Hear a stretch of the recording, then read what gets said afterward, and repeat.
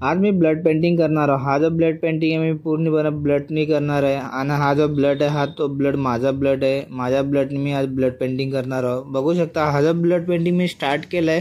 कधी पण आपण कोणतं पण ब्लड पेंटिंग करायचं असेल ना तर एक स्टेपमधून फायनल करावा लागतो। तो माझा जो असा सवय मी वरतून स्टार्ट करतो। माझं जो जेवढ्या लाइनिंग असतात ब्लॅक जे डार्क लाइनिंग असतात ते लाइनिंग कंप्लीट करतो। शक्यतो ब्लड पेंटिंगमध्ये असा असतो कारण की ब्लड पेंटिंग एकदा जर आपण ब्रश फिरवला ना तर त्याला रिवर्स नाही करू शकत, म्हणून आपण काही पण करायच्या आधी थोडासा विचार करूनच करावा लागतो। याच्यामध्ये जे स्टार्टिंगमध्ये जे असतं आपण लाईट टोनच यूज करायला लागतो, कारण की लाईट टोन जर यूज केलं ना तर त्याला आपण डार्क करू शकतो, पण जास्त जर डार्क झालं त्याला लाईट नाही करू शकत। या गोष्टी याच्यामध्ये विचार करावा लागतात आणि ब्लड पेंटिंगमध्ये प्रिकॉशन पण थोडासा घ्यावा लागतो, कारण की ब्लडमुळे आजार पण पसरू शकतो। त्या गोष्टीचं लक्ष पण ठेवावं लागतं। बघू शकता हा जो ब्लड पेंटिंग मी राजसाहेबांचा बनवतोय।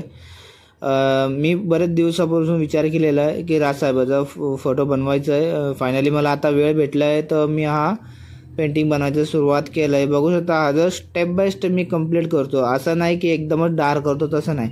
आधी मी लाईट टोन यूज करतो, लाईटच्या नंतर जो ब्लड जमलेला असतं जो ब्लॅक कलरचा गाठ असतो ना ब्लॅक त्याच्यामध्ये मी एकदम जो डार्क पोझिशन असेल ना जिथे आपल्याला डार्क ऑब्जेक्ट द्यायचं आहे तिथे मी तो यूज करतो। आणि तुम्हाला असं बघून वाटत असेल की कदाचित मी याच्यामध्ये कुठला तरी कलर यूज केलेला आहे, पण असं नाही। याच्यामध्ये पूर्णपणे मी ब्लडच यूज केलेलं आहे, कुठला पण कलर यूज नाही केला।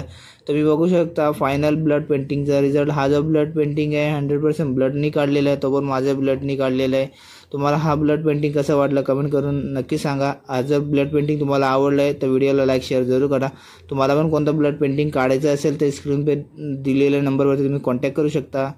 व्हिडिओ आवडला असेल तर लाईक शेअर नक्की करा।